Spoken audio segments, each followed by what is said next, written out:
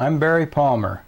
This video has been produced to show areas of SEV configuration that are not visible to builders when they view complete SEVs or SEVs under operation. What I have behind me is a rather small one-car garage, and what we are here is to look at what's in that rather small one-car garage. We have a rather large SEV in that one-car garage, and it is being built in that one-car garage by Brian Phillips, who is a Western Washington University engineering student. Let's see what we have.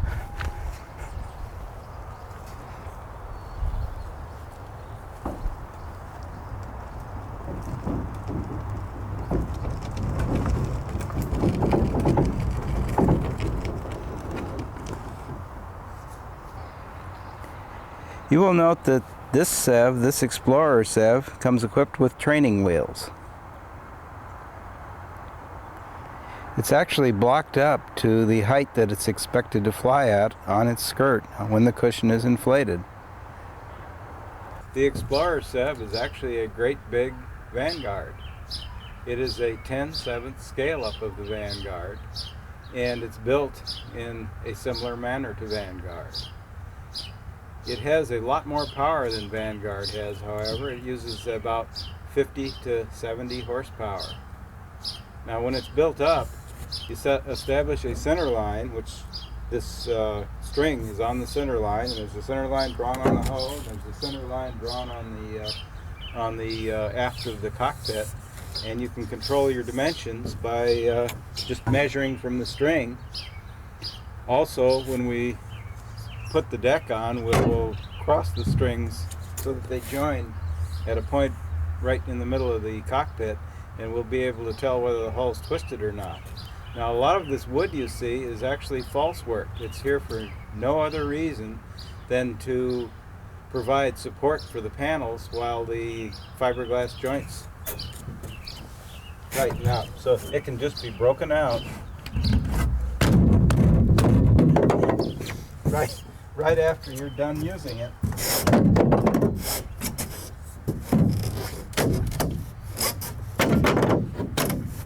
It's as easy as that.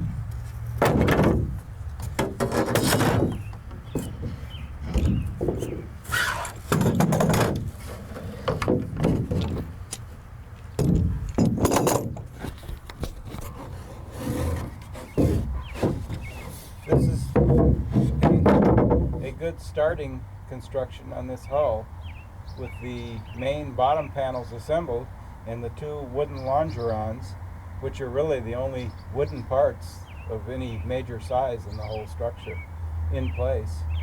And when we put the deck on, we will make sure the hull is not twisted.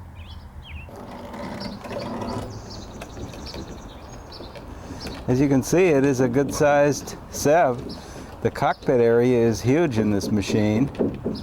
This part of the machine is the fan bay, and the two circles on the rear deck on that rear panel are where the fans are going to be mounted, and the machine will extend roughly 2 feet past the rear of those side panels. One might wonder how I come up with all these designs.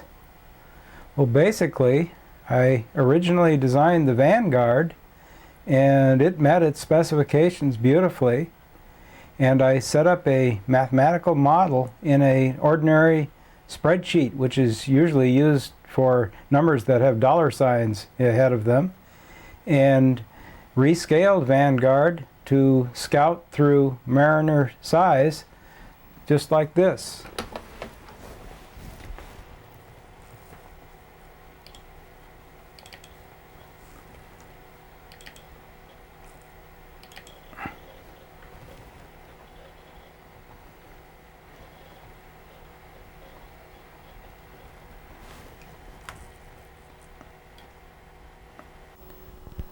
This is just one of several spreadsheets I have to analyze these SEVs.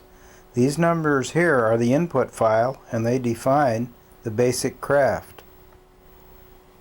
This particular input file describes the Vanguard prototype, What constitutes a machine is number of propellers and number of fans. Also, what proportion of the power goes up to the thruster compared to the power that goes down to the lifter. Also, what's the total horsepower available? It's almost always below the manufacturer's stated power for the engine used. Propellers diameter, the maximum weight the machine is expected to operate at. This is the empty weight plus the weight of the fuel plus the weight of the payload. The width of the hull and the length of the hull, the diameter of the lift fan, and now we have empirical coefficients. This number here is to account for losses in the guarding of the propeller and bodies up ahead of the propeller that interfere with the airflow. This number is a factor involved in determining losses of stuffing the air through the hole in the hull, that is the fan, and that's why fans on air-cushioned vehicles should be sized fairly large. This is an aerodynamic drag determined by automotive data, and this is the skirt wipe drag, just the drag of the skirt wiping over the water, which is determined only from top speed tests of the SEV. SEV values are calculated from the input file. Important ones are the propeller power and the static thrust produced by that power, and a preliminary design estimate of the RPM of the propeller. This will be later recalculated with another spreadsheet using actual propeller data from a known propeller.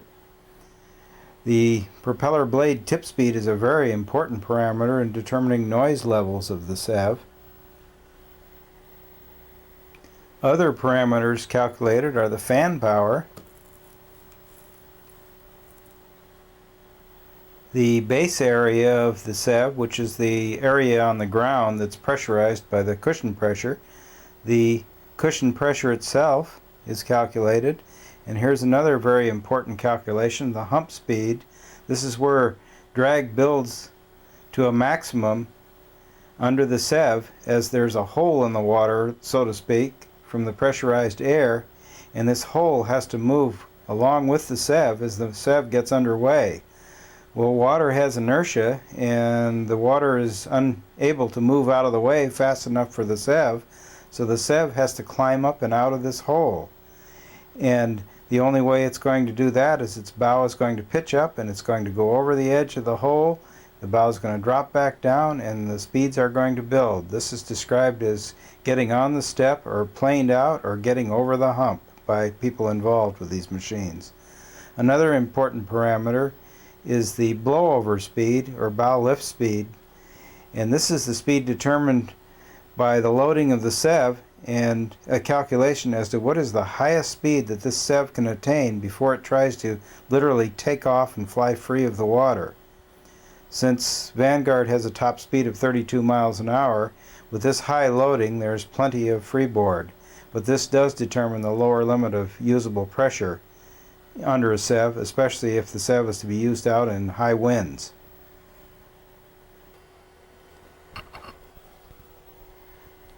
Drag components of the SEV can then be determined from that basic input file. This is the aerodynamic drag, this red line. This is the skirt wipe drag, which the coefficient to determine this curve is obtained from overwater top speed tests. And you'll notice both of these curves increase as the square of the forward speed of the SEV. And the third drag component shown here is the wave-making drag. Remember that hump and that hole in the water? Here's the drag building up at only about 8 miles an hour. And then as the SEV climbs out of that hole in the water, it plummets precipitously and goes to almost nothing. Even at Vanguard's top speed of around 32 miles an hour, it only amounts to about 3 or 4 pounds. The three drag components that you have seen previously are now added up into one drag component for the entire SEV. That's this blue curve. You'll notice the hump is a prominent feature of this drag curve, and it builds up in drag again to this red line, which is slashing diagonally across the plot. This is the thrust curve, which is determined from that empirical loss coefficient for guarding, and NACA or NACA propeller data. You'll notice it plummets as the SEV builds in speed, and where the drag is equal to the thrust, you have the top speed, in this case 32 miles per hour for this file. And this is the top overwater, calm water, deep water speed for this SEV. Another important area of interest is the SEV weight breakdown, and in this case the weight and balance are determined from these numbers. Well, enough of this. Let's go out for an actual test ride on Scout, where we will determine the skirt wipe coefficient.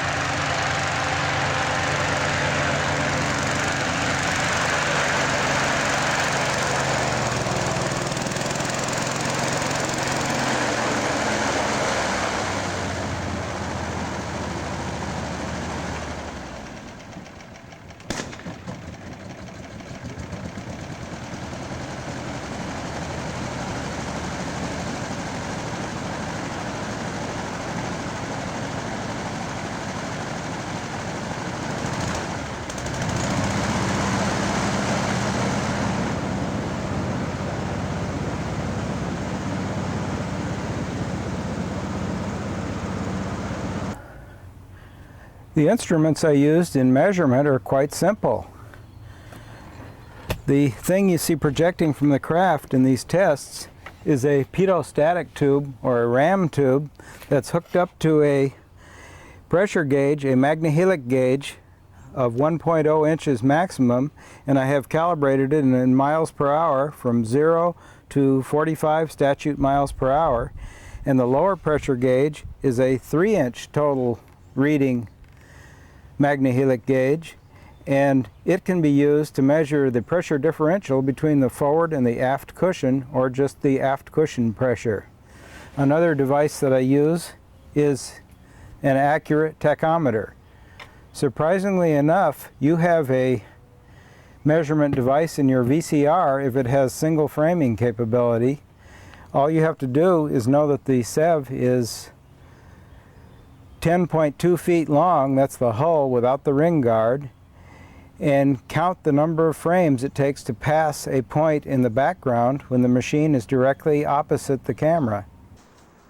I'm back at Brian Phillips in Bellingham, Washington again, and this is his second month of construction of the Explorer, and you'll see he's gotten quite a ways.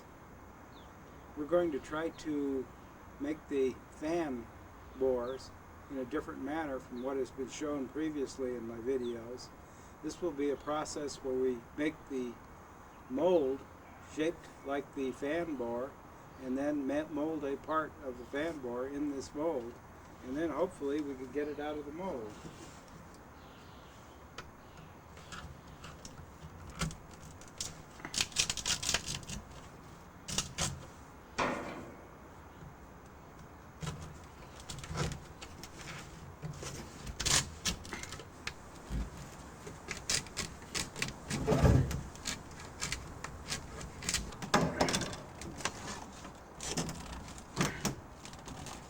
Should allow yourself about 4 to 6 degrees of draft or taper so that these things can come off. As you see, it's not always easy.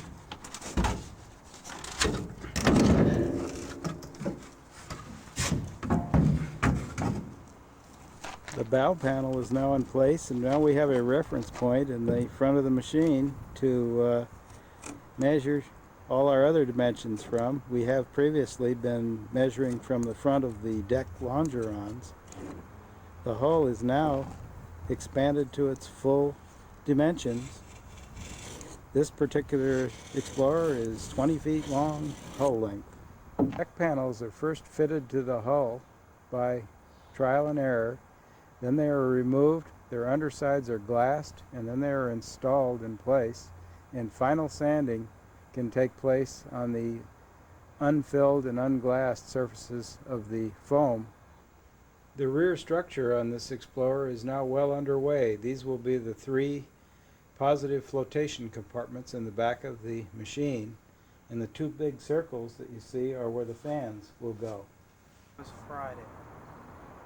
I found the date in it. May 21st, my camera says. That's right. Yeah. This is the Brian Phillips SEV Explorer model, and it is expanded to its full hull size in some 2 months of construction.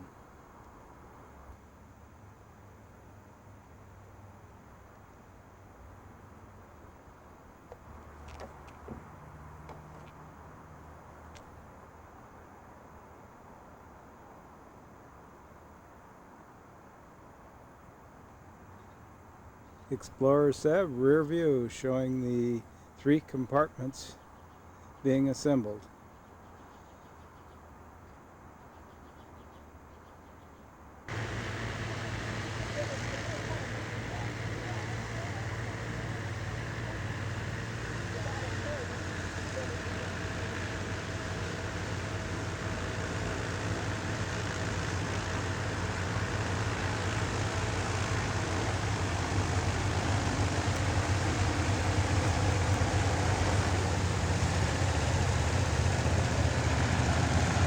Good. My big feet out of the way here.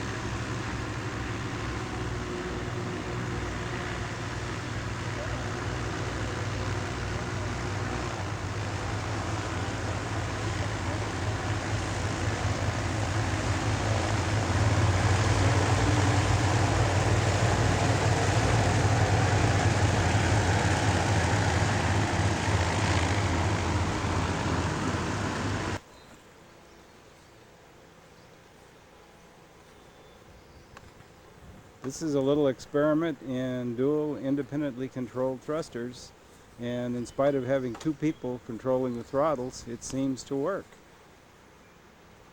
However, I'm sure the thing would come apart if we got a little bit more aggressive. One of those C-clamps is bound to fall off.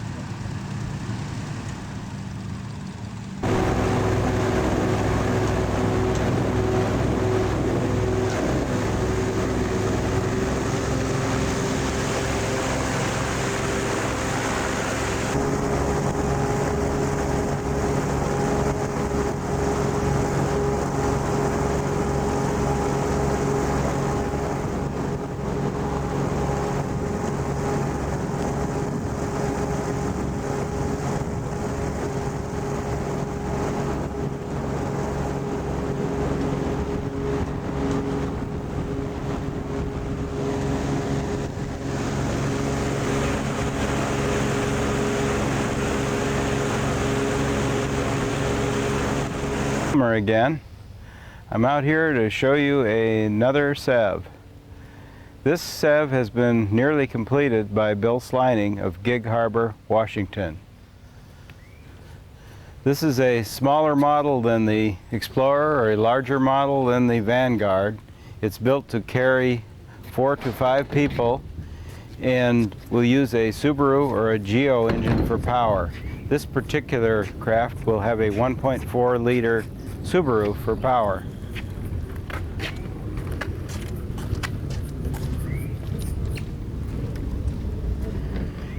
You'll notice it has the same aft facing dual fans that the Explorer model has, and the Subaru engine, as you'll see later, mounts right in this well, and there are 3 positive flotation compartments for safety. Details. The steering in this particular SEV is run by torque tube system. The wheel here is connected by a push rod behind the dash to a torque tube, which runs the length of the craft back to the rudders. By turning the wheel, you can see how the push rod actuates the torque tube and in turn actuates the rudders in the back of the craft. Up against the back of the fan bay, the box here will contain the gas tank, which is vented to the outside of the craft. To the right of the box, there's a platform for the battery. The battery leads at this time are long in event that I have to move the platform for the weight and balance of the craft. And with the top on the box, this becomes the bench seat for the passengers. The torque tube steering comes out here in the hull. This drives the rudders through a slave bar, and you can see the wheel moving up ahead. The flotation compartments are equipped with inspection access plates, and the SEV uses the aft-facing dual multi-wing lift fans that are attached to a mild steel frame, and all the cabling for the engine is routed through plastic pipes through the hull, and the plastic pipes must be glassed into the flotation compartments to assure their watertightness. This is the throttle cable.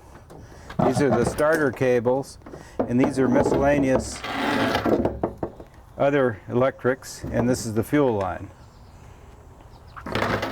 These are the rubber mounts for the forward mount for the engine, and we'll put the engine in place. And partial engine installation using a EA63 Subaru engine out of a long extinct 1975 Subaru automobile. You can see the 3-band 3V belt driving the propeller. The 2 sets of belts driving the lift fan, the starter, and a pair of mufflers which will be braced later because they will shake themselves off the way they're set up now. And the engine installation is well clear of the fans.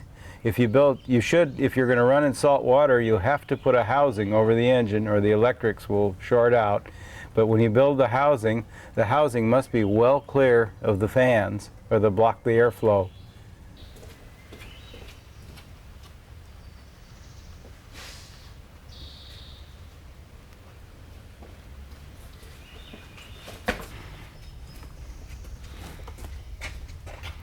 This is the first plans-built Prospector Vanguard Series SEV.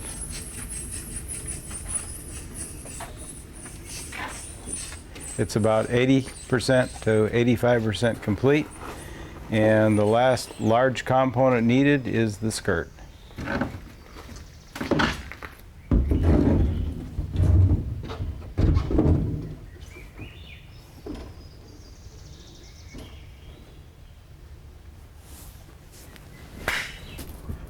Oh yes, we forgot to show you what the bottom of Prospector looks like. This is what it looks like before the bottom seams are taped. You'll notice the kick-up aft of the fan bay, which is placed there in case the operator drops the machine. This will prevent catching on the water. This is what it looks like. Looks about the same like this. This is what the underside of Prospector looks like. You'll note that the hull is kicked up just aft of the fan area in this region here, so that if an operator inadvertently drops the machine while at speed over water, this edge will not catch on the water. This is your inboard lower skirt anchor, and this are your skirt fill ports on Prospector. Back at Brian's again. He's now over his 3rd month of construction, and he has glassed in the bolt rails on the aft of the machine. These rails allow access to bolts, heads, and nuts so that the entire machine can be bolted up without having to go inside any of the compartments. He's also glassed the upper surfaces of the flotation compartments, and this will make it easy to glass the enclosure and enclose it, as we will turn the machine over, bevel the edges, and then we can very easily put the lower panels in, and the joints can be made so they need to take only compression forces. Let's go in and see how Brian is doing. There's Brian, hard at work. He's finishing up the final main panels for the deck. He's got the deck aft panels on, as you have previously seen. He's also got the side deck panels on, and these panels will go into the foredeck and the windshield mount. So far he's used about 18 gallons of resin, and it looks like the entire project is going to take around 22 gallons.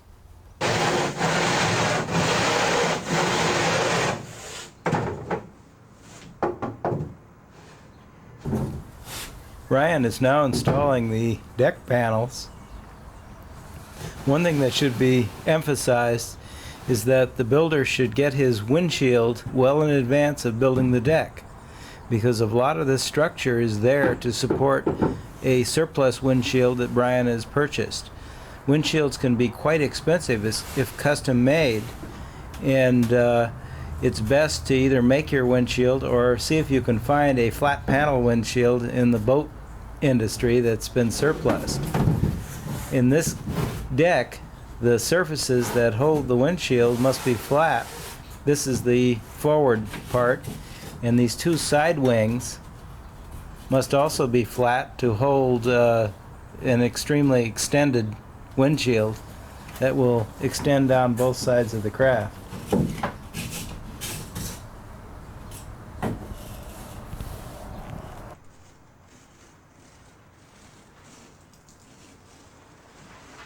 This is the foredeck.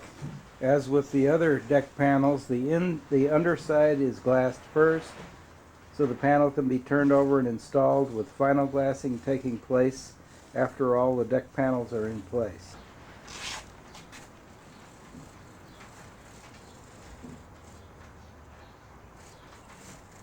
I think the earlier ones had exhaust systems. Mine are a whole lot noisier. Yeah, that's the problem. Okay, if you stand out of the plane at the drop.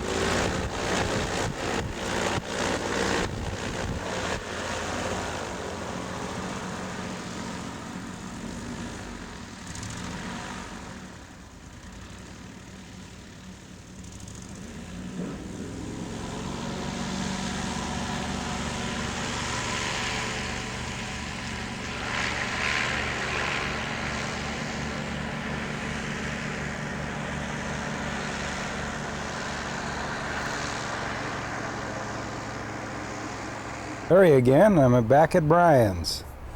The date is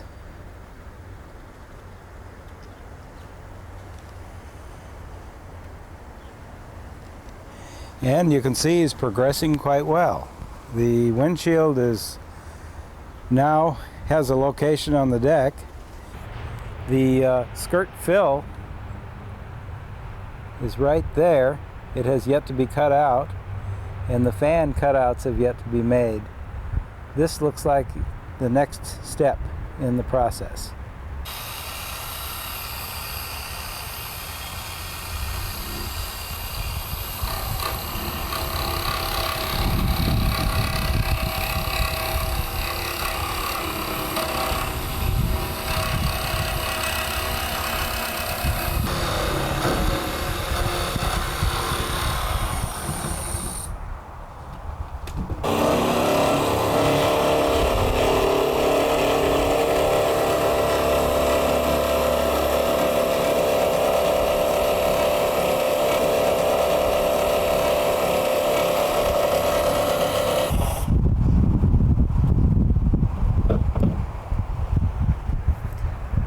Well, he's spent 3.5 months building it, and now he's chopping holes in it. It's time to fit the fans.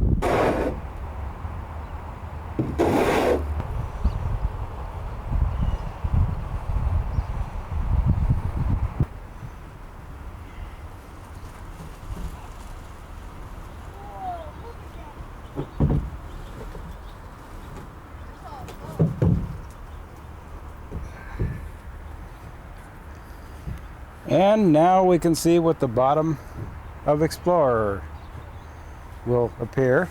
You can see there are 3 settings for the partition skirt, and you'll notice the bottom panels for the flotation compartments are not in yet, and these are the next step.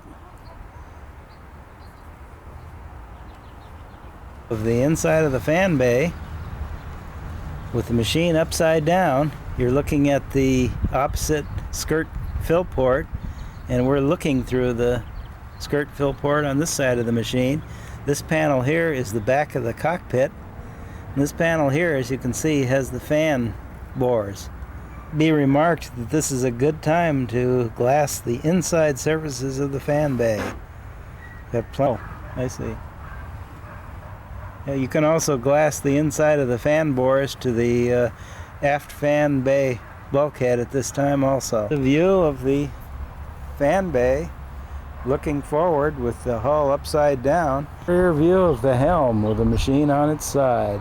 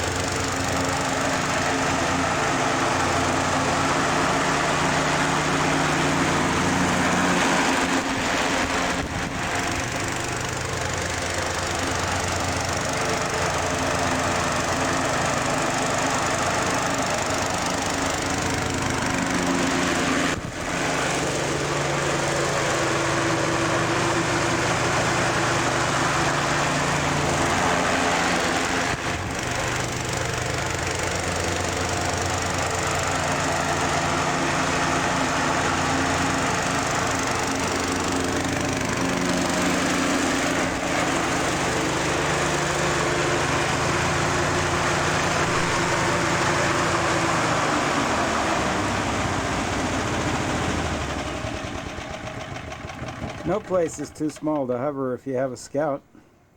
3 skids are placed on the bottom of the hull. The outer 2 skids are the inboard attachment for the skirt, and the central skid is merely to give the bottom additional protection. You'll notice the kick up at the rear of the fan bay. This is to prevent the machine from catching on the water if an operator should drop it at high speeds. Top and bottom in this view are the skirt fill ports. Bill has built a nice sturdy cart for his machine, and this cart holds the machine up at its hover height, and this will come into use when he tunes the skirt just before his first operations. The wheels should be reasonably sized. These wheels are sized for 500-pound loads apiece.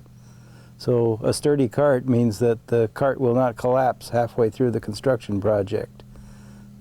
The machine at ground level now, and as you can see, he's coming right along.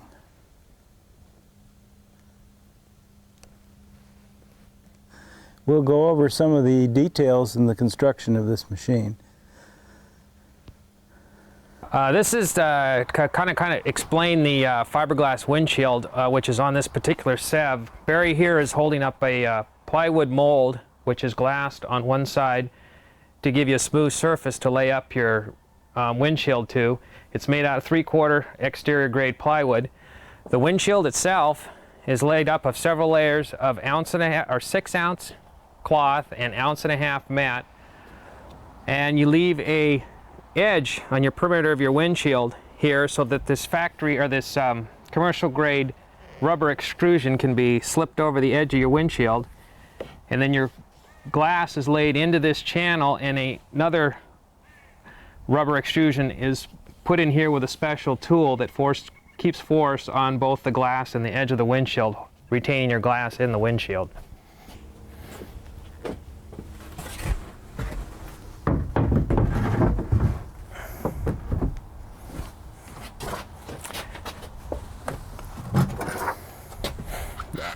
The instrument panel on this particular SEV consists of the temperature gauge, oil gauge, volt gauge, a 2-position light switch, one for the lights dash and one for the running lights on the craft.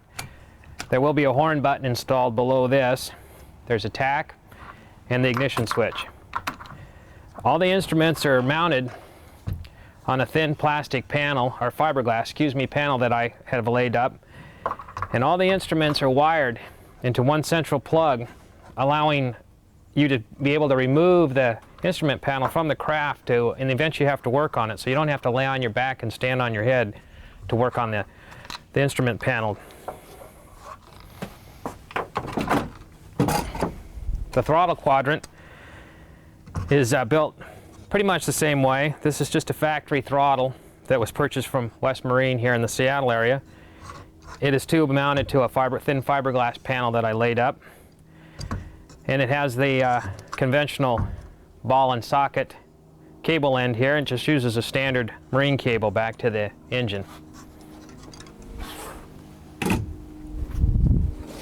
The seats in the SEV, there'll be 2 up front. These are just a commercial bass boat type seat. Has a swivel on the bottom, allowing a little more movability in the machine. And they'll be mounted to 2 fiberglass dry boxes. The top will be hinged in the front, allowing you access to the box. This way, if you have stuff you want to haul while you're under operation, it'll keep most of the water out.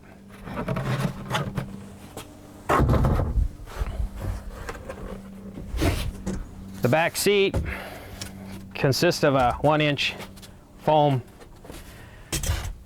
panel here that will be have a upholstered cushion on the top, and this as well will be a cushion on the back for the comfort of the people riding in the back. It too will be hinged, allowing access to the fuel tanks, which will be located underneath the seat, and this compartment down here is vented to the outside of the craft to vent the gas tanks. For this craft are installed in a watertight fuse box located up underneath the dash here. The throttle is installed on this side of the craft, and then the instrument panel with the plug will be plugged in behind the dash and installed with screws. Come into the weight and balance stage. The idea of this process is to determine where the center of gravity of the hull is and how much the hull weighs. This is the one biggest variable that the builder has to be concerned with, as the rest of the parts are essentially bolt-on and fairly easily determined. And some builders may want to have raised cabins and accessories that are not in the normal weight and balance. 2 scales are placed to straddle the SEV, and a beam is placed across the bottom of the SEV. The SEV hull will be balanced on this beam, and you'll note the woodwork on the top of the scale and on the bottom of the scale. These small bathroom scales will give reasonable weighing if you take some care in applying the load to the scale. You'll notice I have 2 boards running vertically in this view, which would simulate the feet of a person standing on the scale, and 1 board running across, and this board has to run across in that manner so that when this beam that's under the hull bends, it will not throw in another spurious force into the scale deck. The hull is balanced and reasonably level, as you see by the level up on the combing. And we read the weights and we note where the beam is underneath the craft. And very important, when we read the weights, we have to take the tear weight or the weight of the beam that goes under the craft and the wooden blocks away from our final weight for this hull. And now it's Brian's turn for weight and balance. He blocks the rear wheels on.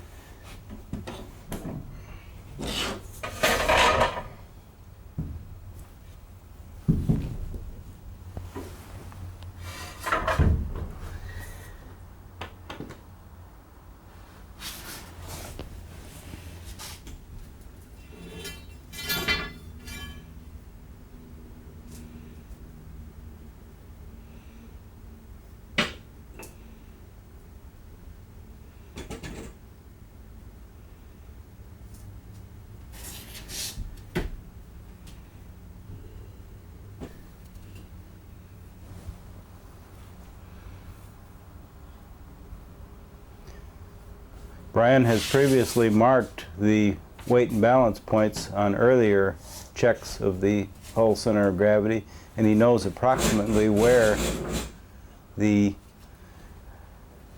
support beam will be placed. But he has added parts to the hull and it may move slightly. Brian is using is rather small in size. He's putting a board on top of it to distribute the weight to keep from crushing the hull locally.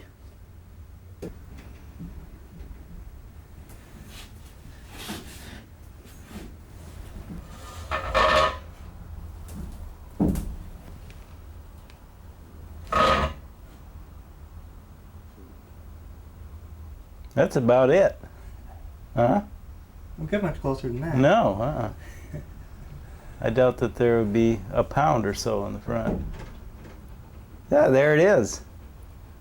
Remember, it's bistable. The front would either be down or the back would be down, so don't expect it to balance on it small. It's going to pop up. Okay, you've got the center of gravity located. There's no doubts. Now, read the scales, and we got it. I'll stabilize it for you. Okay. Spend all day trying to do that. Yeah. Okay, we have determined that the hull weight is 376 pounds and the station is 136 inches behind the bow. It should be noted this is the 20-foot version of this hull, and this weight is real good. It's right on the money.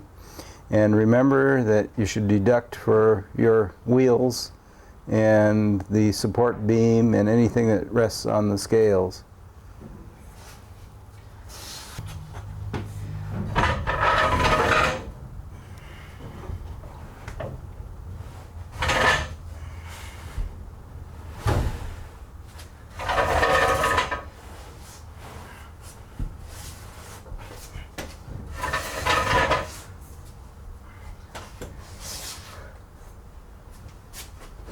One may wonder why we want to go to all this detail to get these weight and balances. Well, as the designer, I have to know where the center of gravity of this machine is. I've determined the center of gravity of Vanguard as it relates to the center of pressure of the cushion when the forward cushion compartment is fully pressurized. With this data, I can extrapolate these conditions to the larger machines and set up a weight and balance model that tells me where all the elements are located and what they weigh.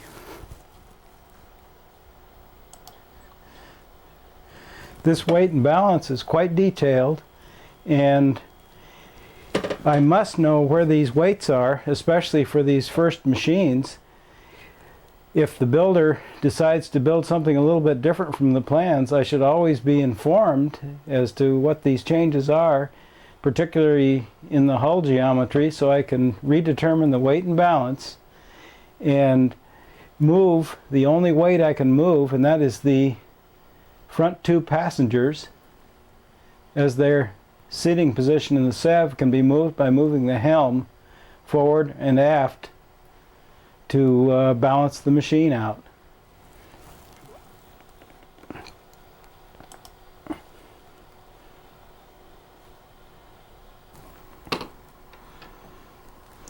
As you can see here, the weight and balance is shown in a drawing, And I can move the passenger forwards or backwards. When the machine's underway in rough water, the passenger wants to be all the way back. Or I could see what the machine will do when the driver is alone. Or I can move the driver fore and aft and balance the machine out. The number I arrive at is down here, which is basically a measure of how much the center of gravity of the machine is behind the center of pressure of the cushion when the forward cushion compartment is fully pressurized. With this number, I can extrapolate to the larger machines and come up with a good control for locating the partition skirt. You'll notice that we put 3 positions on both Prospector and Explorer hulls to set this partition skirt, and I have decided now to put the partition skirt right where I originally planned, similar to the Vanguard model. It's a Subaru engine that is going to be used in this Prospector. It's 1.4 liters, and it's probably the largest engine that should be used on this craft. The basic installation consists of a square mild steel tubing frame that bolts to the 4 bolts that are under the engine that pick up a bracket that holds the engine mounts. The fan pulley is a 4-groove pulley that's mounted to an adapter, and it's mounted to the accessory pulley. Well, on the power takeoff end, the propeller pulley is 3-groove. It mounts to an adapter plate, which is piloted to the flywheel. This is the starter, and this aluminum plate holds the rear mounts for the engine, and these mounts must be lined up somewhat with the propeller pulley and with the fan pulley, so that when this engine torques over, the engine lays over in its mounts, the fan pulleys stay in their proper positions. If the engine would move laterally when it lays over, it would loosen up one fan belt, that would slip, and it would tighten up the other fan belt. In the case of Explorer, this problem is also there with the thrust units, as you have 2 belts going to your propellers.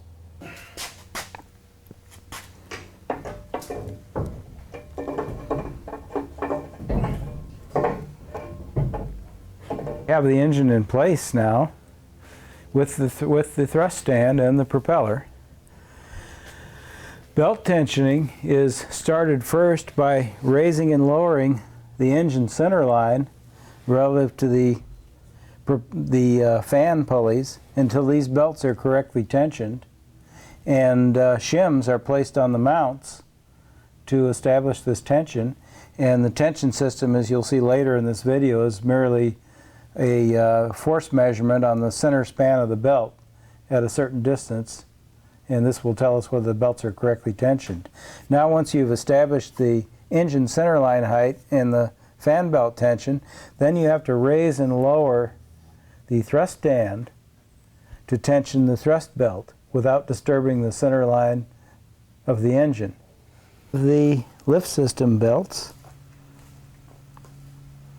and the thrust stand and belts. Some belts are smooth on the inside, and other belts have notches on them.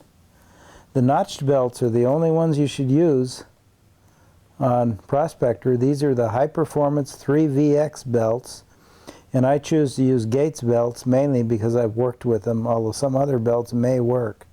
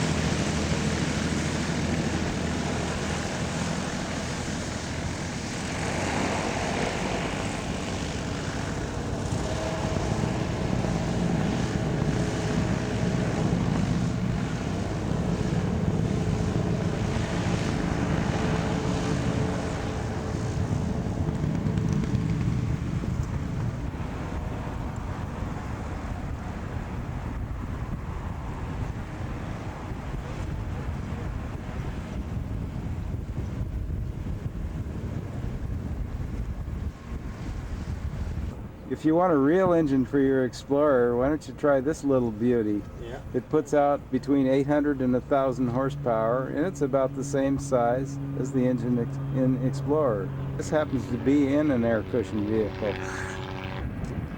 We're at the Canadian Coast Guard base in Vancouver, British Columbia.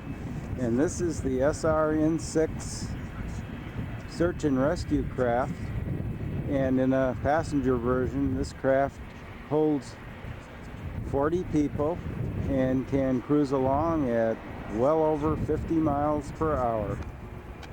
Oh, this is Brian Phillips. You can see that he's standing by a little bit larger craft than the one we came up here in.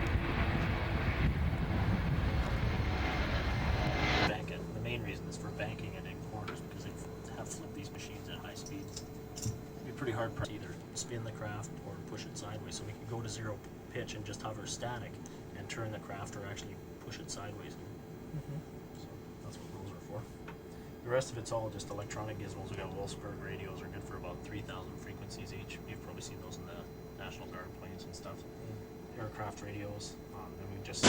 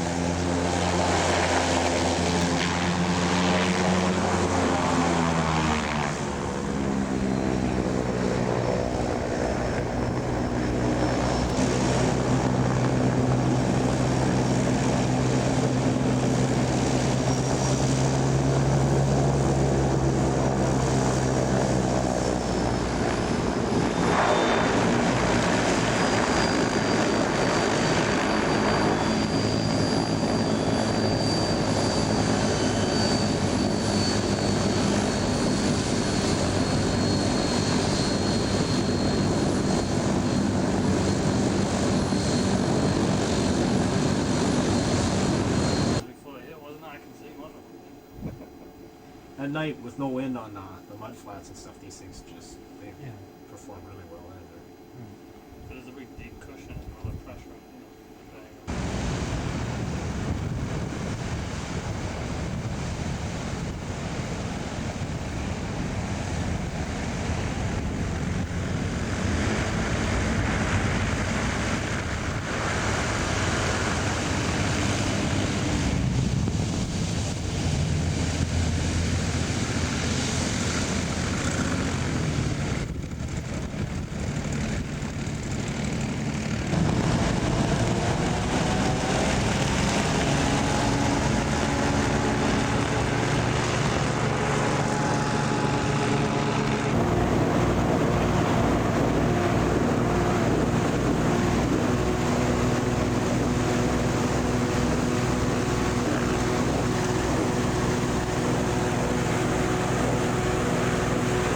Hi, Bill Slining here again in Gig Harbor, Washington.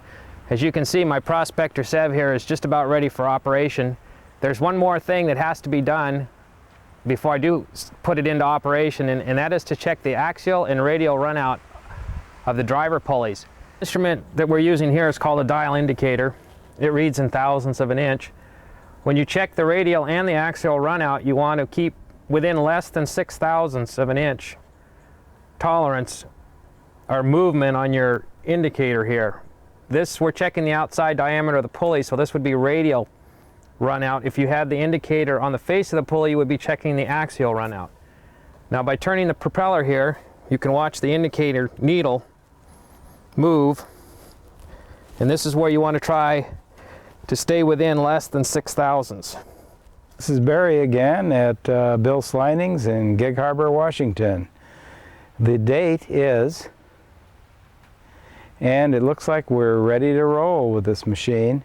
You'll notice that the radiator is now installed inside of the fan bay, and although it's very cold in this country at this time of the year, we'll probably have to wait until summer to find out whether we really have cooling, but so far there appears to be no problem at all.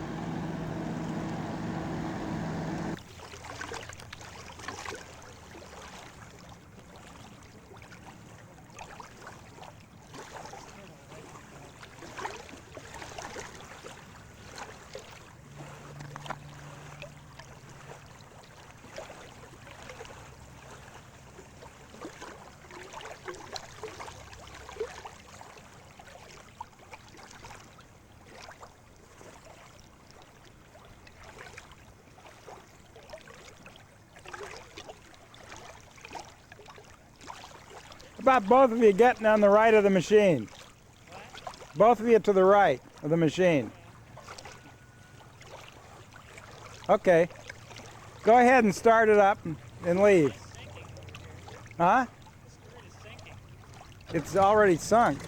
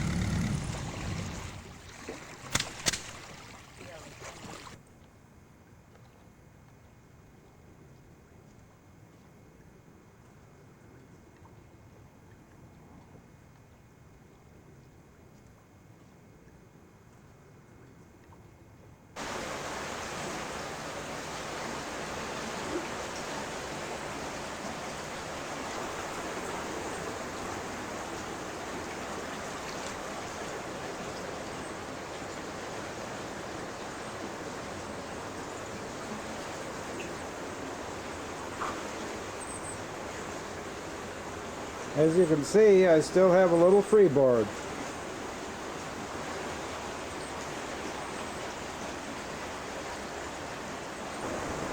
I'm now at the front of my house. There's my transportation in case the things get too hairy.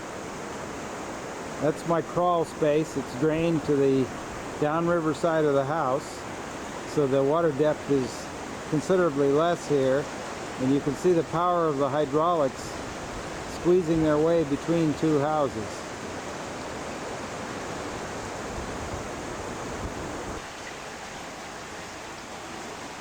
Would you believe? Somewhere out there is my ramp. I hope it's still there.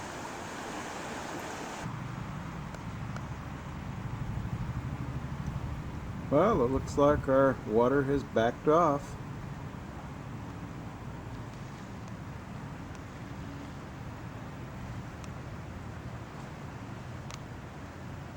Little soil removed from the flower beds.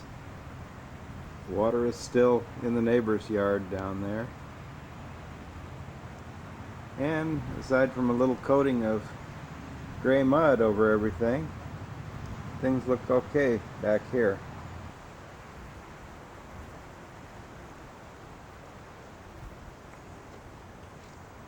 And yes, we have more new geology. Compliments of the river.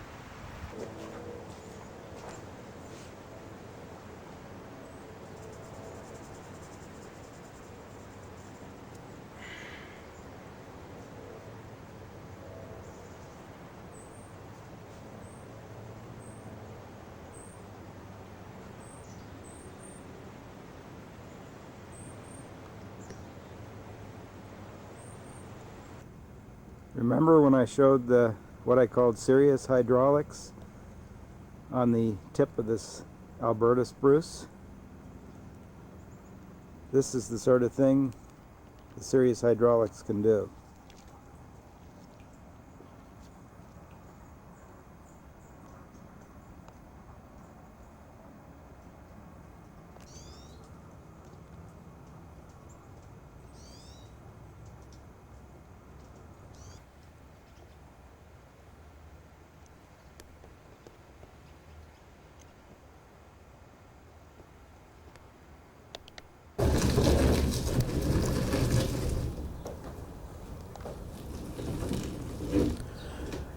This is Barry again. The date is February 4th and we're back at Brian's, and even though he's been slowed down by his need for studying for his degree in engineering at the university, he is still building and he's putting his metal parts on the craft.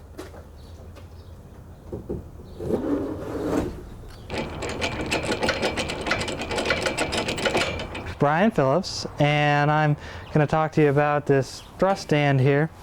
You see, this may look a little different to you than the plans because this thrust stand is being built so that we can measure the thrust of the propeller. You see here how it pivots on the bolts.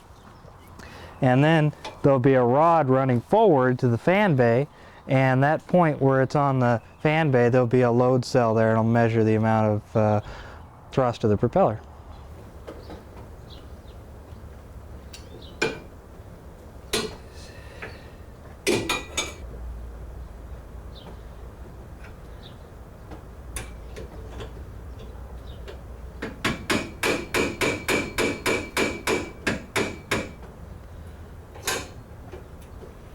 It's an inch and two.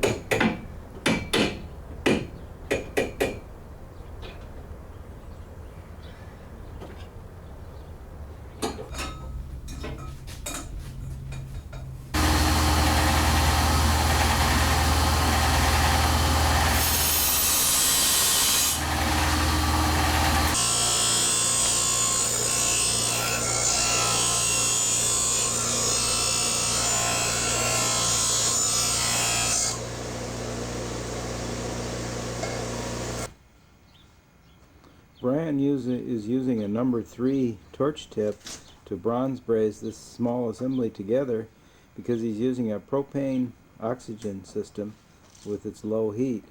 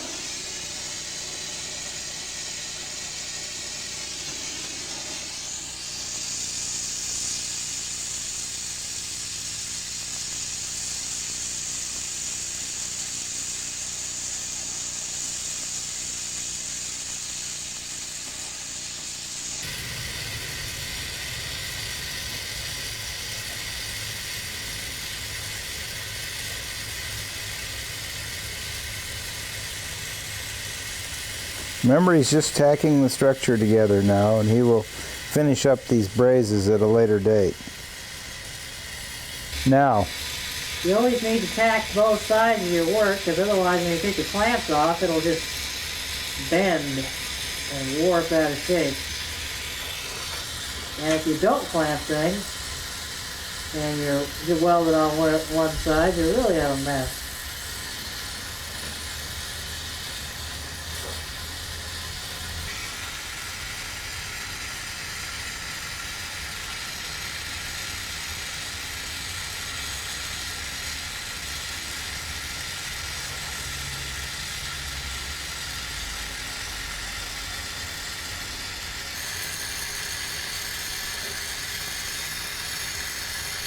you simply need not weld this structure together. These bronze brazes are more than strong enough, and because the steel is of unknown origin frequently, the quality is enhanced by using bronze brazing rather than welding. It's also quicker and easier.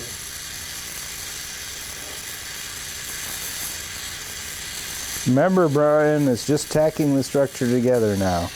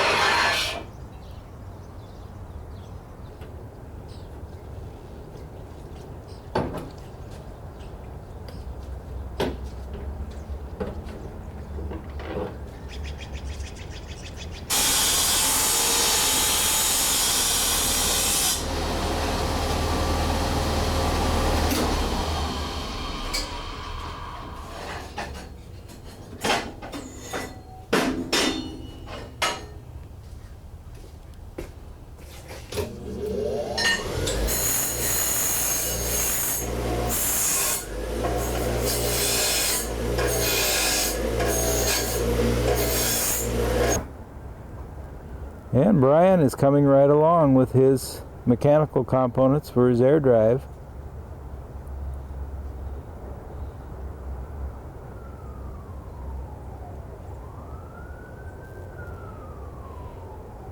This is a single propeller version of Explorer. This uses a 84-inch propeller with a 1 1/4 inch shaft. And I've set this thrust stand up with pivots down below here so that the thrust of the propeller can be measured, because the stand can move fore and aft for using a load cell. And as you can see, the lift fans have already been installed, and the way I did that was I had the lift fans held in the bores with ice cream sticks, and then I built up the framework so that the shafts met the fan bores.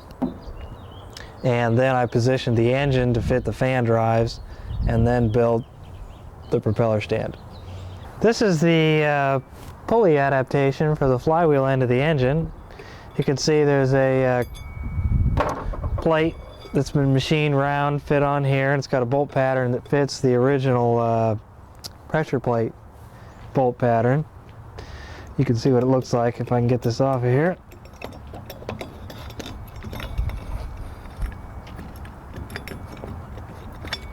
So this part just consists of the metal plate, the stock Browning pulley, and the bolts, of course.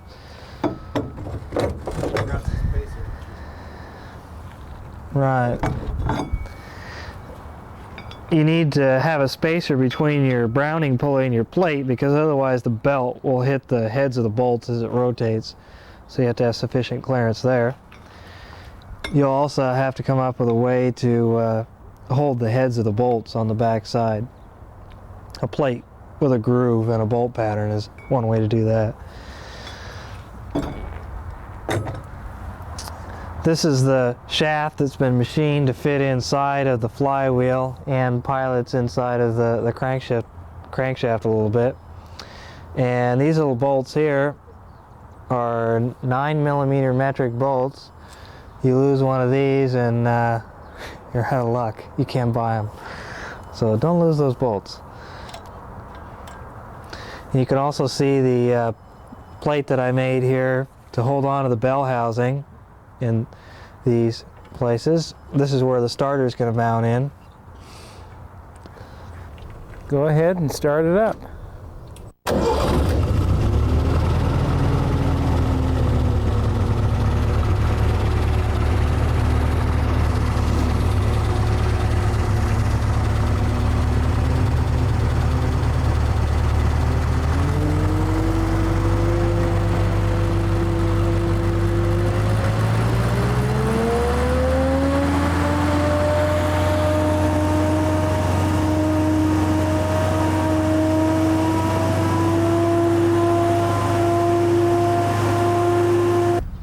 This is the radiator installation in the Explorer. You can see that the radiator is attached to the inside of the fan box, on the front of the fan box, and you can also see the coolant overflow bottle in there, and the radiator hoses running back to the bulkhead in front of the engine.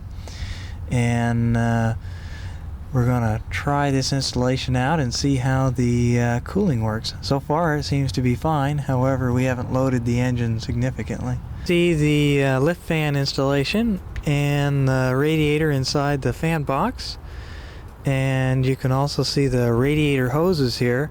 These are here the muffler installation and the starter. You might note that the electrical wiring was just put together so we could run the engine.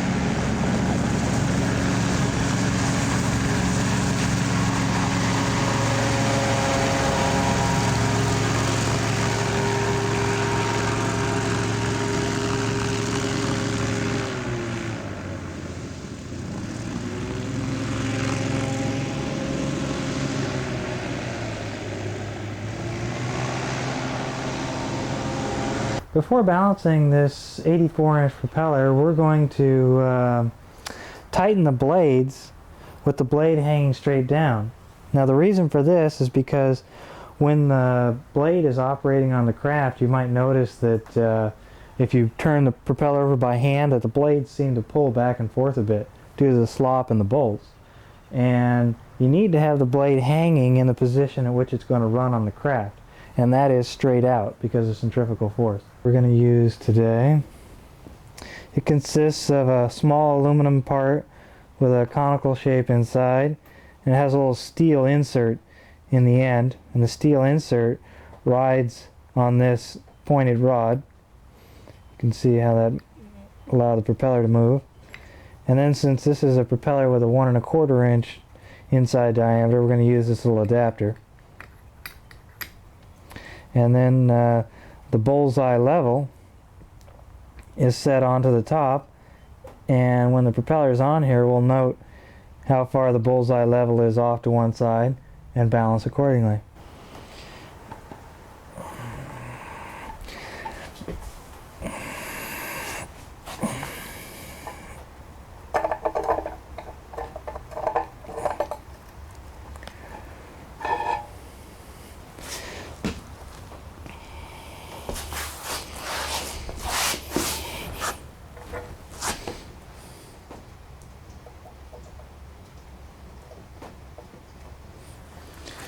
In order to balance the propeller, I'm going to use 3/8 inch washers, which I can simply bolt underneath the head of the mounting bolts.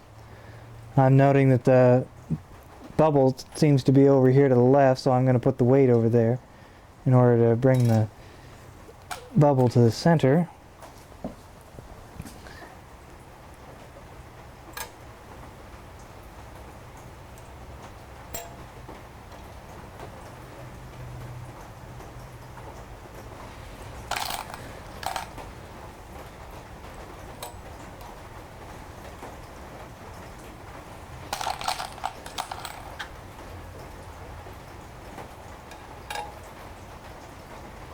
And that seems to do it. And what you should do is mark how many washers you've put in certain locations. There's 1 and 3 and 2, so that when you put your propeller together, you know how many extra washers to put under each bolt.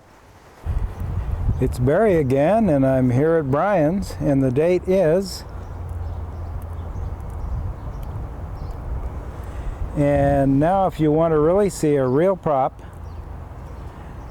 this is the single propeller Explorer, and this prop in pairs will go on the Mariner vehicle. Brian, why don't you go ahead and start her up?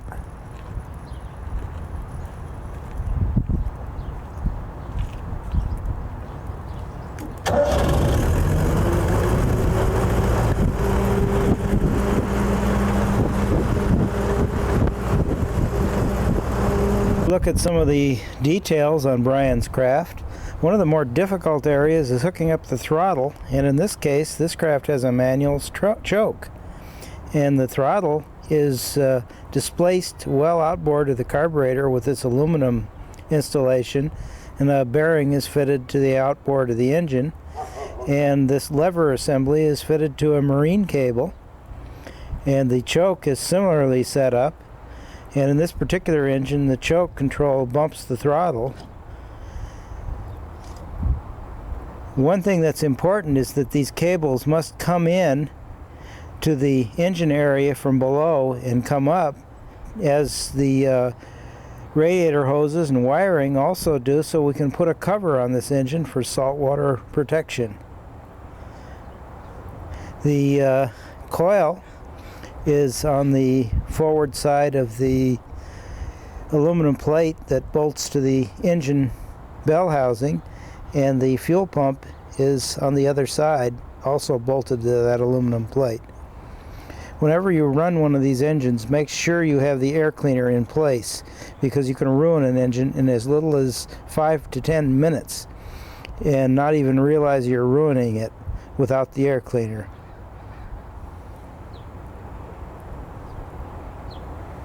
We've taken this to its full power setting of 4,500 RPM, and this hardware is ready to be removed from the craft and finished.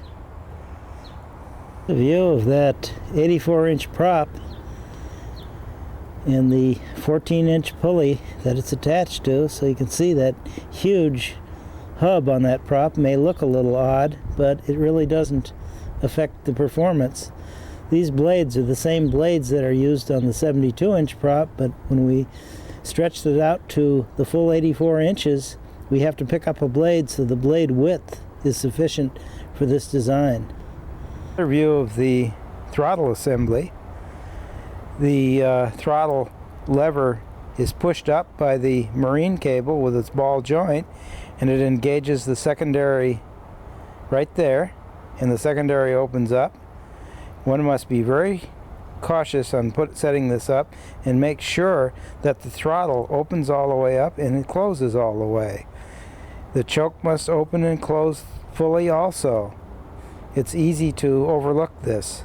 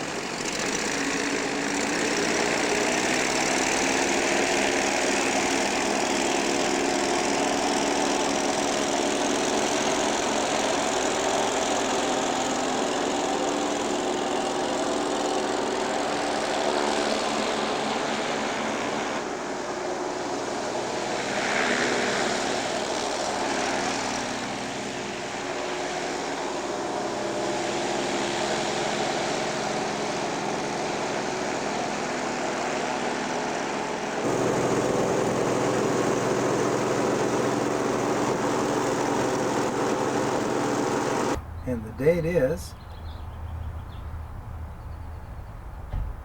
and Brian is going to show a few details on the work he's been doing over the past few months.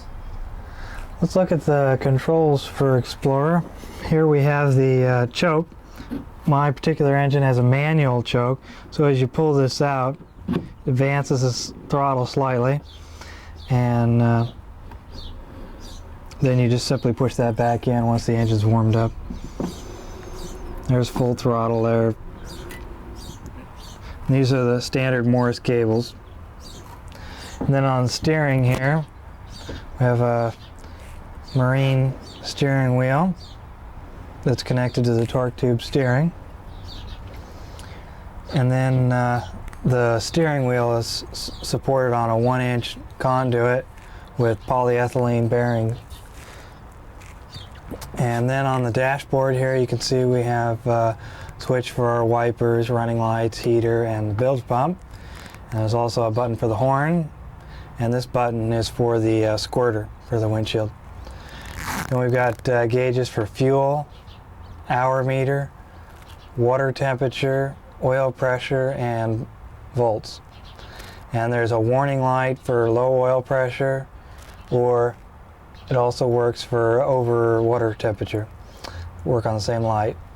And then this light here comes on if the alternator stops charging. And then this is the tachometer, and then we have our key start ignition.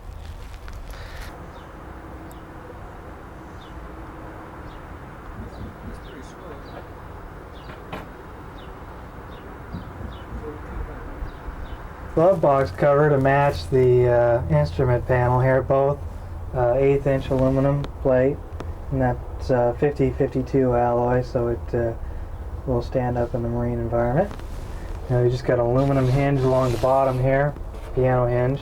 And then let's look at the fuel tank particulars. This is our 40-gallon aluminum fuel tank.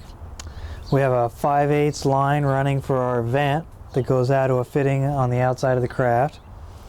Then we have our fuel tank sender, which is a resistance type float sender, which is grounded to the electrical system and has the wire that runs to the gauge. Here's the engine pickup tube, and it has a ball type check valve in it, anti-siphon valve. And then this is our fill pipe here, 1.5 inch pipe that runs out to our fitting on the outside of the craft. And it has the lid is tethered so you don't drop it overboard. And you should note that the fill fitting and the tank need to be grounded to the engine electrical system because you can generate significant static charge while filling this tank. Dashboard is Brian's craft, and you can see the terminal boards and the fuse blocks, and also the windshield wiper motor. He's also got a windshield washer up here, which is quite helpful in an air-cushioned vehicle. And the steering shaft can be seen coming under the dash. The steering shaft is hooked to a lever which pushes the slave rod, which crosses to the side of the craft and pushes another lever which turns a torque tube that runs down the side of the craft, delivering the steering function to the rear of the craft. This craft is also equipped with a heater. There's the fuel tank, and you can see the heater lines running up the other side of the craft, and here's the heater. Close-up of the bilge pump installation and the drain plug. And there are all the fittings for the fuel tank. Here are external installations on the bow, the horn, a couple of grab rails up front. This is very important for maneuvering the machine around in tight areas by standing on the ground and just pushing it around. He's got running lights, and he's also got a bow fitting, which is nothing more than a rear running light, a 360-degree white light, and you can see the radiator cap projecting from the top of the fan box. Ah yes, the engine cover. If you plan to operate in salt water, you must secure the engine and keep it spray-free. This is not an attempt to seal the engine up tight, but an attempt to put a rain hat on it. Salt water will ruin the electronics and will stop the engine in some embarrassing locations. This particular cover is made out of cardboard. It's actually merely the form for a cover. We will seal this cardboard. Then we will lay a single layer of 6-ounce cloth on the cardboard. Then we will lay a layer of 3/4 ounce mat with 6-ounce cloth over it, and then we will part the cardboard from the layup. We'll have waxed the sealed cardboard to allow for this, and we will have our finished cover. Okay.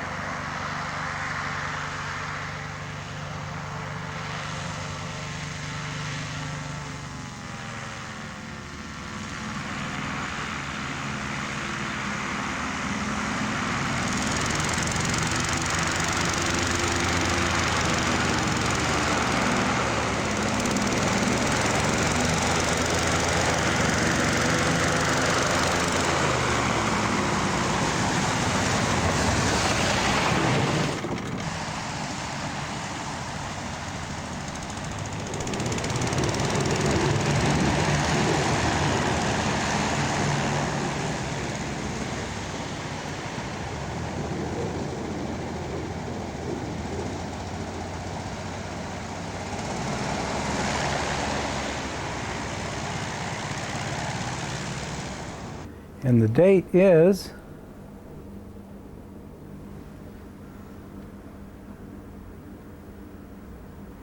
and I am here to show you another Prospector project.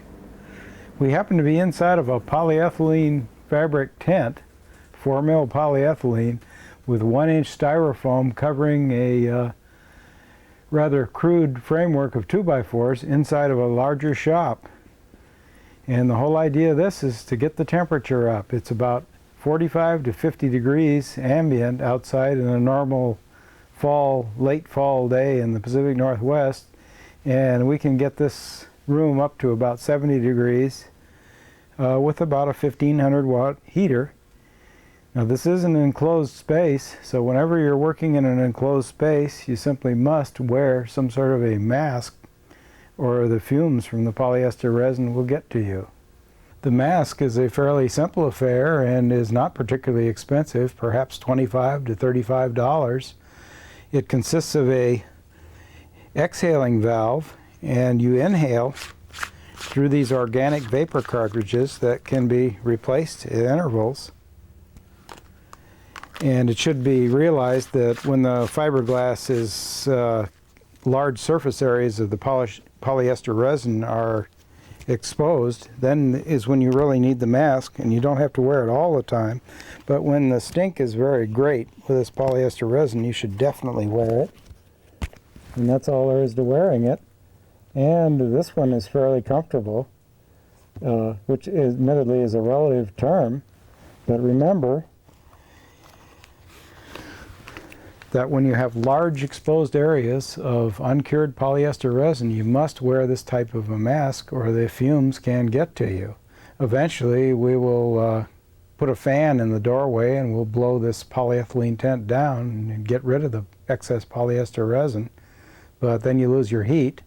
So you have to control what you're doing, and whenever you're glassing, get the temperature up to at least 50 degrees. Here we're working at 70 degrees Fahrenheit, and the polyester resin could be done in the worst of climates in this manner. But be sure that you have this type of a mask, and you don't have to wear it all the time. But when the fumes are heavy, very definitely you should wear it. And when the fumes get very heavy, you will feel a little watering of the eyeballs, which should be a little bit of a warning and to let you know that the concentration of fumes is quite high. If you peel this mask away from your face while you're working in these projects, you would be surprised at how effective these cartridges are at filtering out the fumes from this polyester resin. Have a look at the project. These are the bow panels. You'll notice how they've been propped up above aluminum angle, and the aluminum angle in this case is placed on the bottom side of some solid door skins that are actually rejects and were purchased quite cheaply, and the panels can be accurately positioned as long as the panels you're working on have a constant thickness. And you'll notice small blocks that are at the edge of the panel. This is to keep the panels lined up. They're merely hot melt glued in place on the panel that has already been fixed to the layup, and then the second panel can be moved into place and it won't skid around on you. And you can see the aluminum framework that holds up the rails of this hull. Again, the aluminum is the reference, which is C-clamped to the bottom of these solid core doors, and it's quite an effective way to make an accurate hull. The principal reason for making an accurate hull is not so much for the effectiveness of the craft and its operation, it's just to make the machine easier to build. Because you get things out of square and out of alignment, you will be wrestling with the geometry when you fit additional panels. This machine is unusual from the normal Prospector in that there will be a single central console up forward rather than the conventional dash and windshield, so that an operator can stand at an instrument panel and gain good visibility over the bow. This machine will be used in floods and sometimes at night, and the operator position is extremely important. So we go to this configuration. Also, rescue operations can be conducted over the bow and the sides of the machine. Attaching the aft fan bay panel in position, and the first step is to square it up with the machine, and also to put aluminum false work in to hold it in place, and the sides of the craft are also held in place. And he's going to hot melt glue the panel in place after he's got it correctly positioned.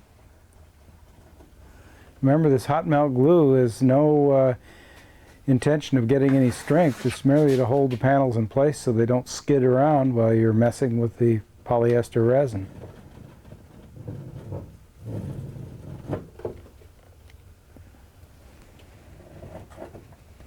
Prospector is the new design with the mildly sloped side bodies rather than the steeply sloped side bodies, so that the entire side of the machine can be walked on.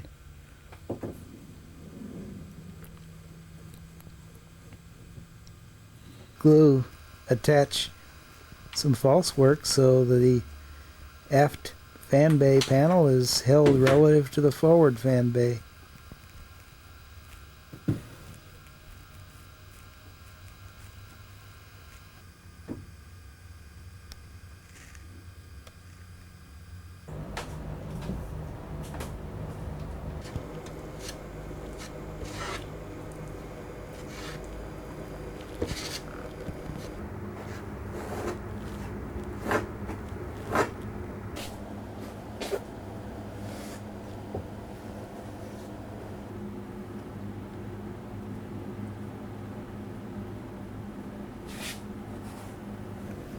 On small jobs like this, indoors in an enclosure, you really don't need the mask because the resin will not generate enough fumes. And in the out of doors, you certainly don't need the mask. But definitely, if you're working large surface areas indoors in an enclosure, especially a heated enclosure, if you wear the mask, you will have no problems with polyester resin. The first layer of the tape joint is a layer of 3/4 ounce mat, and over that is applied a 6 ounce layer of cloth.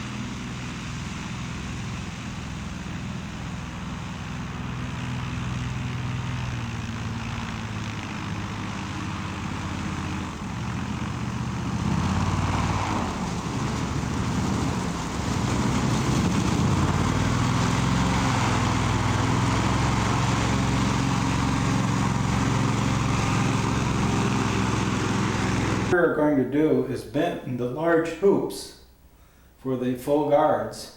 This particular guard is a Prospector Guard, and since this uses a 6-foot propeller, we will need 2 lengths of this conduit. This conduit is 3/4 inch, and we will braze the 2 pieces together right on the center line at the top of the guard when we are finished bending these hoops. This particular conduit has a good start is it's marked in 1-inch increments. And the way we bend this conduit is to use an ordinary hardware store conduit bender. These benders are easy to use if you happen to weigh about 220 pounds, but there is nothing subtle about the way they bend, so we have to exert control because we're going to be bending this hoop in small increments. Just a pair.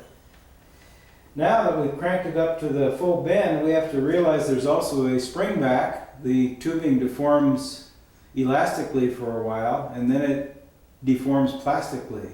And when you'll notice the handle of the conduit bender moving around like a big pointer, telling us which angle we've bent the tubing to.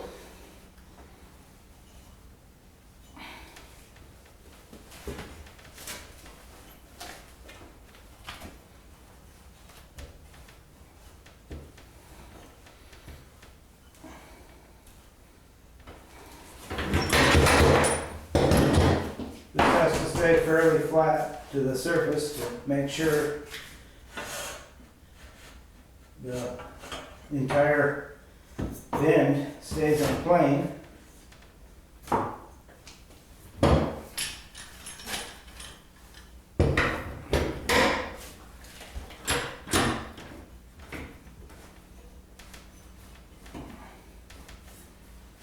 We're bending this conduit every 3 inches,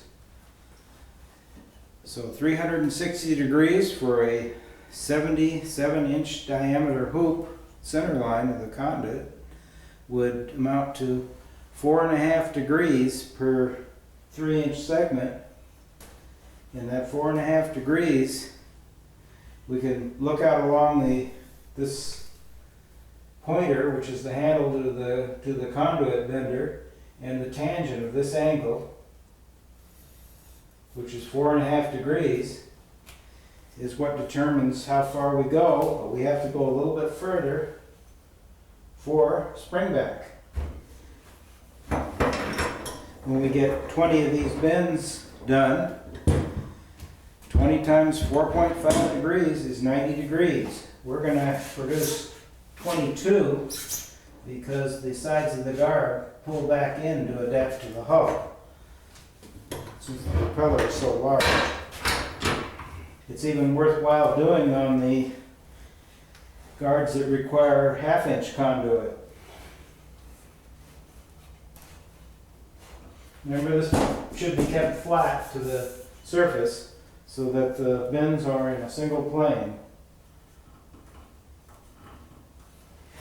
Spans the final adjustment, but the basic curvature of the guard is there, and it's repeatable time after time after time.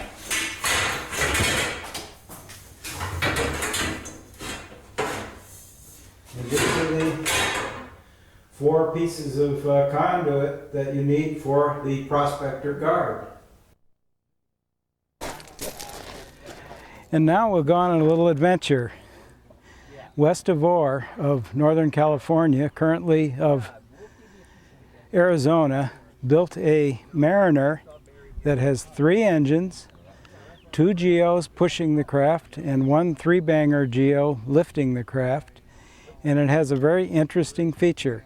It has a built-in suction dredge for gold mining, a 10-inch dredge, which is a very large dredge.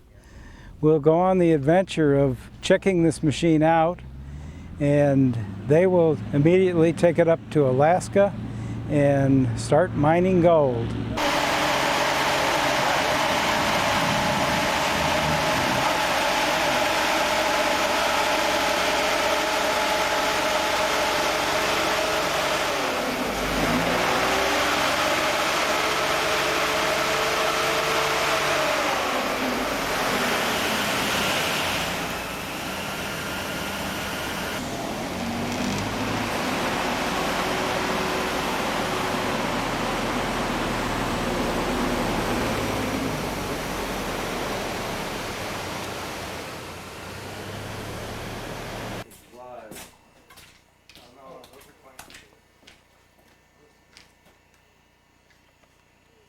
Okay, now what this is all about is you usually stand on the wrong side. Pulley there, if you find a level. It's level. And we want this point and maybe a point back about here. It's most important is to be the same. And on the other side the same thing. And then we can start the skirt trim. Now we may have to ballast this. Yeah, it's light in front. Put on the stick. And we'll just shove them in under the side. So if we have something like that ready, help. Go ahead and start it up.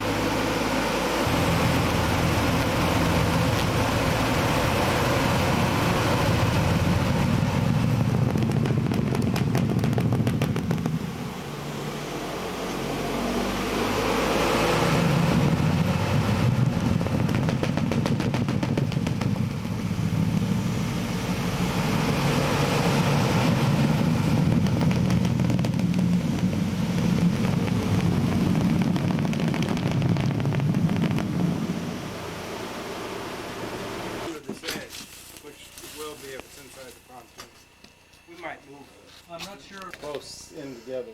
When you lift off, Yeah. you'll be all right. Oh, fuck me with our eyes closed. So I want to get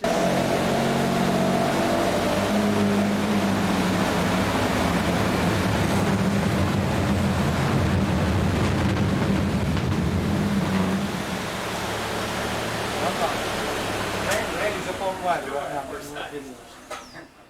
These things are too small. You didn't hear the buzzing and rumbling of the skirt? Yeah, but I don't know what it means.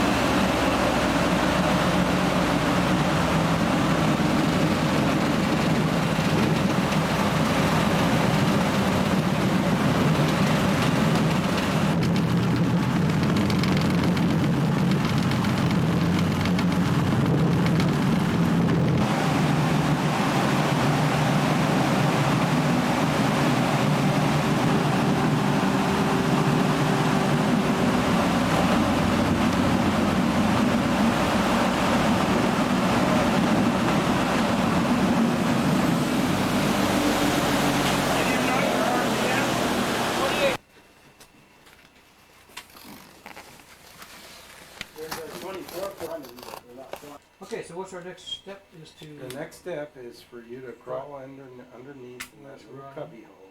He knew he was coming up with a flashlight. And I would take all 3 of those markers, because one of them was bound to give out. And, Did I mention that I'm a little claustrophobic?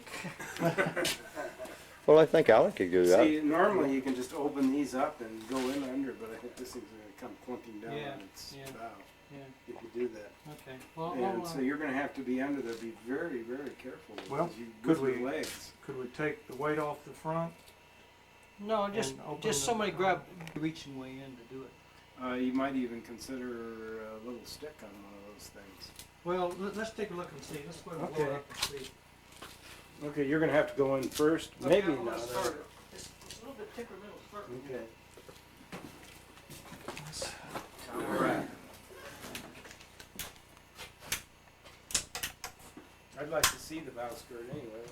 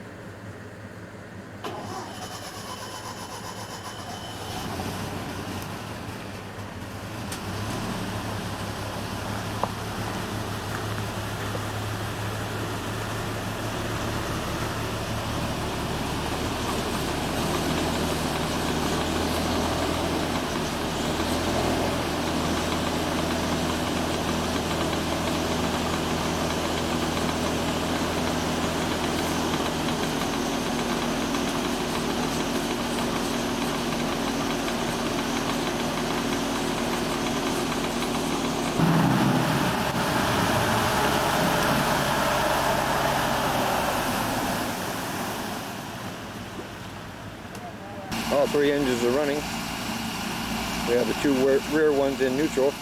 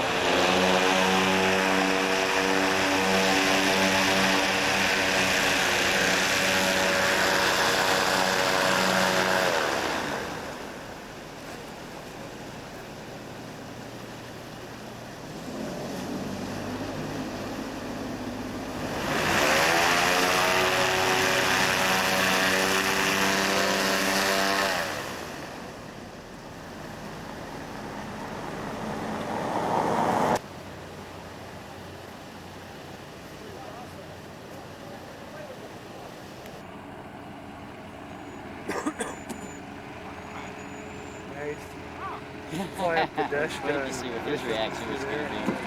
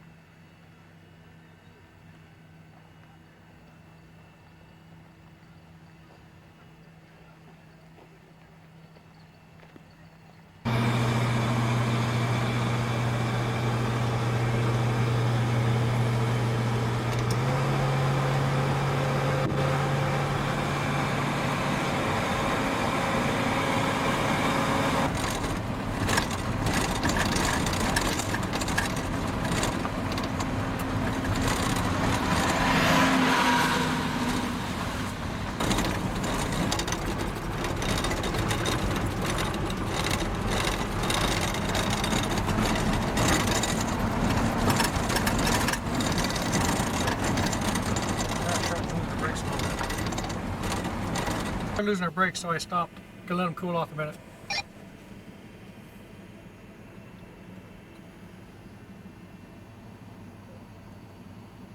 Yeah, I think I can creep along in low okay.